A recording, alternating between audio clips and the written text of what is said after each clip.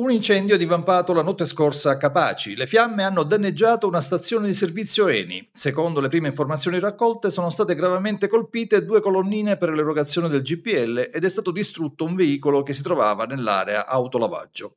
Le fiamme hanno danneggiato lo stesso impianto di carburanti dove nei mesi scorsi ignoti con un'auto avevano sfondato la vetrina del bar.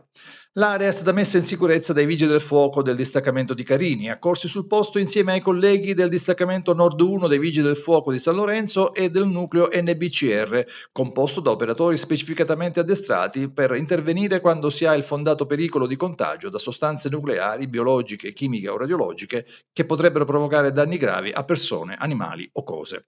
Presenti anche i carabinieri che hanno avviato le indagini per ricostruire la dinamica dell'accaduto. Secondo i primi riscontri, il rogo potrebbe essere doloso e si inserirebbe nella lunga serie di intimidazioni che hanno colpito diverse attività da Tommaso Natale fino a Carini.